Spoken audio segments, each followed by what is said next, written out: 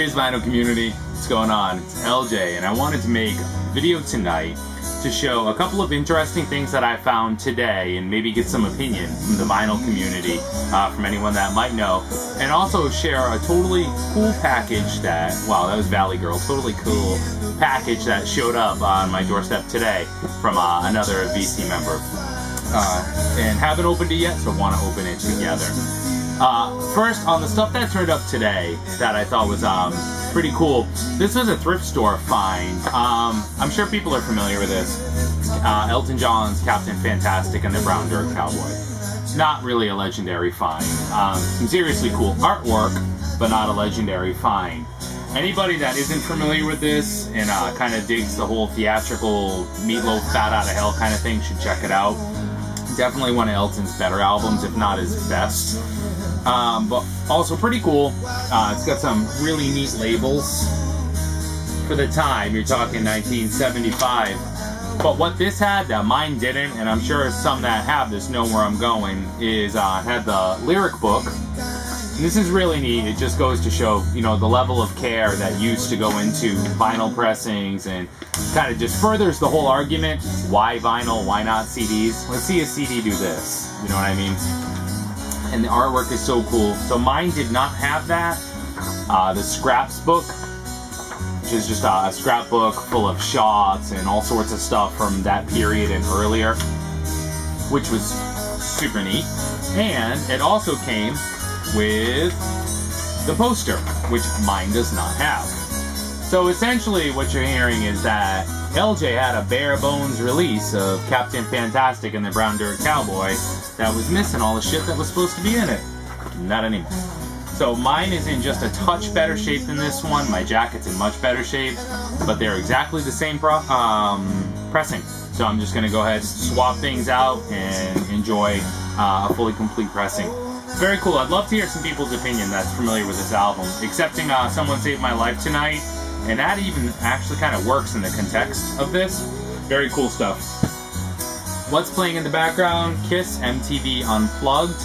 That was something that I traded Greeno for a couple of months ago. It sounds unbelievable.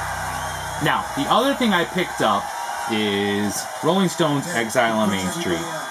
Okay, good. Right? Brilliant. Didn't you already have this? Yes. This was just in super condition at a great price, and it's a gatefold release. Okay, pretty neat. And that got me to thinking, well, what's mine? Here's mine, and I knew mine was different. Mine's still in really good shape. I mean, close to near mint. But I knew mine was different. So, right away I knew mine had a darker cover, I knew mine had a darker font.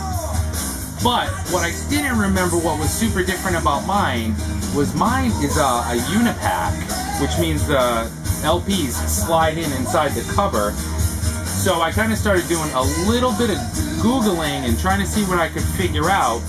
And it seems like, A, it's near impossible to tell if you're holding a first press of Exile on Main Street or a second press.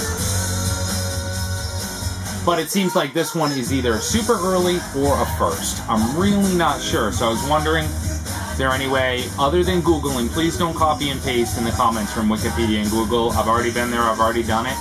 If you have some knowledge about how to tell a first and a second pressing of Exile on Main Street apart, let me know.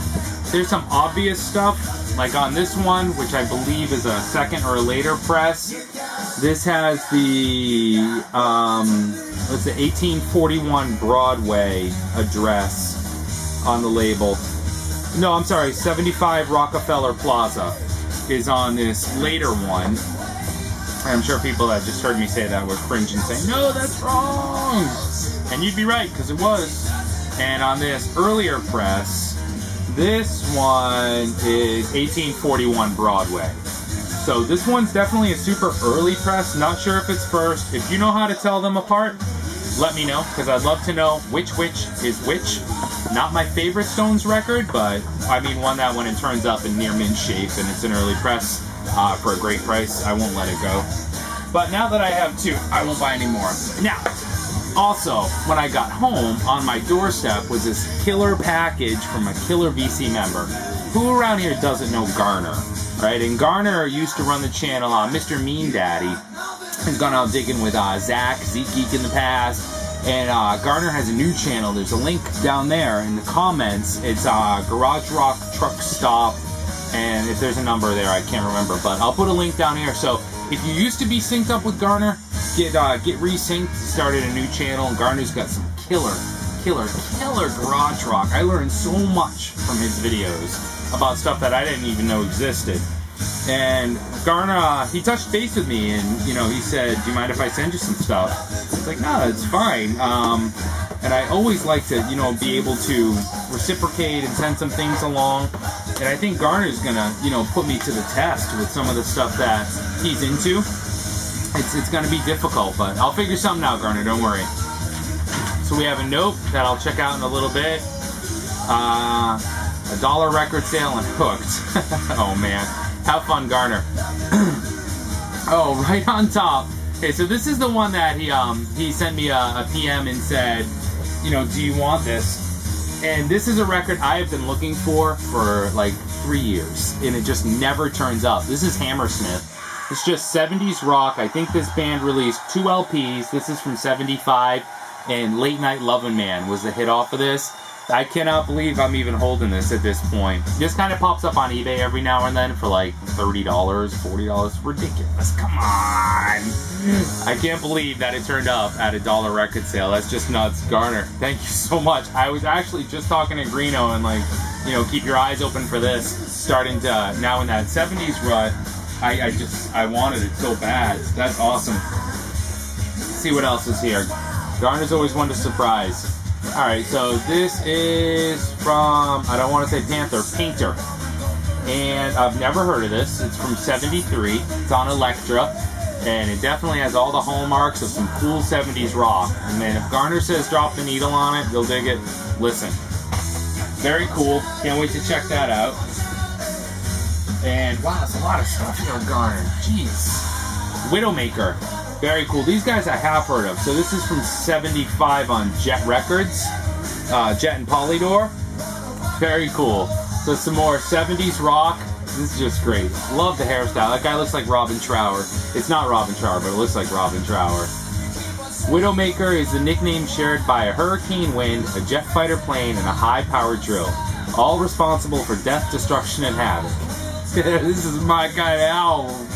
Oh man, that's awesome. Garner's just nailing it. There's 2 more here. We have Hoodoo Gurus, Blow Your Cool. Alright, cool. 1987. It sounded more modern. I thought I remembered the name, but I wasn't sure. I don't think I've ever heard them, and I know I've never heard this. If there's a hit on here, I'm sure I'll recognize it as soon as the needle drops. But still, very cool. Hoodoo Gurus just struck me as an 80s thing, so I didn't want to say, oh, more 70s rock. But that's very, very cool. Garner's filling up my weekend with stuff to listen to. Alright, here's an album. I know where this one came from. So this is Jack Green, and if memory serves, he was spinning this in one of his videos. Garner was spinning this in a recent video, and I was saying overhearing it in the background, it sounded super cool. So Garner, I guess this is the one that you were spinning. It's from 1980. So this sounded just absolutely awesome in the background of his video, so I can't wait to check it out. I'm super thrilled to add all of these to my collection, especially Hammersmith. I mean, Garner, you just knocked a grail right off the table. That's awesome. So very, very cool. Is there any comments anyone has on those Exile on Main Street pressings? Awesome. Any feedback on the Captain Fantastic and Brown Dirt Cowboy? What were your thoughts on it? Awesome. And Garner, you rock. Thank you so much. I'm definitely gonna have to work on it, but I think I can pull some obscure stuff that might tickle your fancy. What you do? All right, everybody. Take care. Talk to you guys soon. Thanks for watching. Ciao.